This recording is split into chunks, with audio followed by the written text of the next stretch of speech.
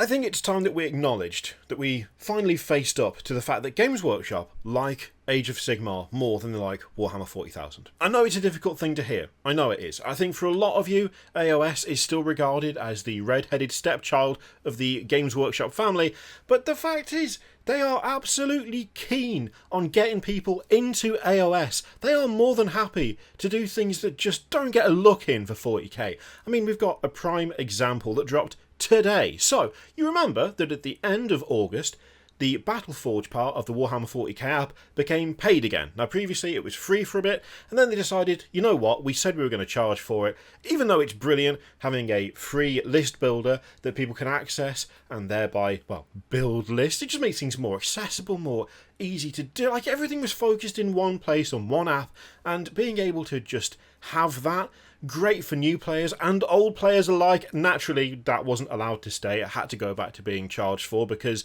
every last penny has to be squeezed out of that. I was going to say out of that stone, but I'm mixing metaphors. It's squeezing blood out of a stone.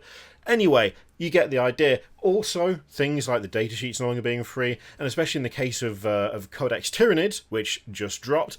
Obviously, don't want free datasheets after you're paying for a codex, which, by the way, before it even got into people's hands, had incorrect information in it, which had already been updated on the website. Which means that so far, for 10th edition, since we've only had one codex, and it was already wrong before people got it, I think it's fair to say that the average life expectancy of a 10th edition codex at this point is about the same as a 90-year-old in a cold snap. So that's good to know going forward. It could be argued that trying to get into 40k in terms of access to rules and the ability to build armies on the fly has been significantly reduced.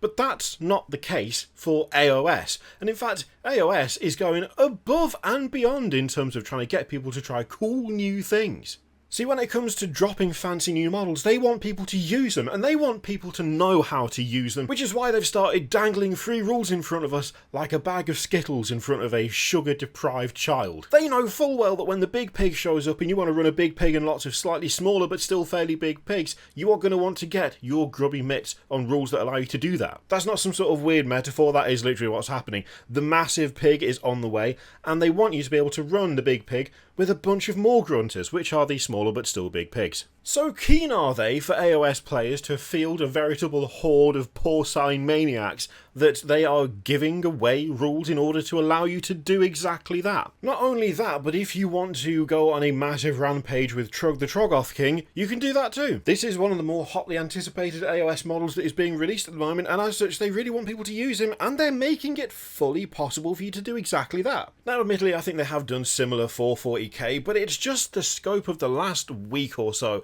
has felt really weird in terms of their approaches to rules. See, at this point, I just kind of want them to pick a lane. Do you want to do free rules for your plays? Do you want to make it easy to use new models? Do you want to make it easy to integrate new models into armies? Brilliant. Free rules all day, all night, let's go. Or do you want to make it slightly more difficult and just try and squeeze as much cash as you possibly can out of people? I mean, they seem to be doing both, and at this point it's really highlighting just how good one approach is, and just how enjoyable one approach is, and just how frustrating and not fun the other one is. See, we got a little taste of what could be. We got a little treat. We got free rules and free list building using official sources, official apps at the start of 10th. We got that because Games Workshop wanted to make it easier to ease into the new edition. But now that the new edition is somewhat established, they seem to have decided that, actually no, we don't need to do that after all. We have survived so far perfectly well on charging people for every little thing possible, and so we're just going to go back to that. The problem is that I then see things like free expansions to existing battle tomes, and I don't think to myself, oh wow, yeah, the cost of codexes and the cost of Warhammer Plus in order to be able to use things like the Battleforge and being able to unlock stuff in the app using the code in the codex is totally worth it. I think, well, if this is free, why aren't you just making the rest of it free? Now, obviously we know the reason for that. We know the reason for that, and it's capitalism, which is why we should seize the means of production. But outside of that, since it's not really an option currently, I mean, it's raining outside. No one wants to go out and seize the means of production in this sort of weather. We're not animals. But I get why they charge. I get why they charge so much for codexes that, frankly, are out of date for longer than they are in date. I get why they want to charge for a list builder that, would be really, really good if it was still free. And I get why they want to lock as much information behind various different sources as they possibly can, because they want to make more money, and that's the end of it. But the problem with that is that if you contrast it directly with their own behaviour, it makes them look even more greedy than before, because this clearly shows that they have the option to simply give away rules. They clearly have the option to just say, here you go, here's a new character, here's all the stuff you need. Oh, also, here's how they interact with an entire codex. Here's for expansion to a full battle tome. We can give this stuff away. It's absolutely fine. We just don't want to. And I don't necessarily think that just saying we don't want to is a good enough reason for me to still be content with it. It's something that I don't think will change. It's something that I don't think they'll suddenly go, actually, you know what? Providing rules for free would be way better. I don't think that's going to happen. But it sure does a good job of making me feel like that wouldn't actually affect them very much when they are actively giving away rules for free whilst also doing their level best to make you pay for other ones.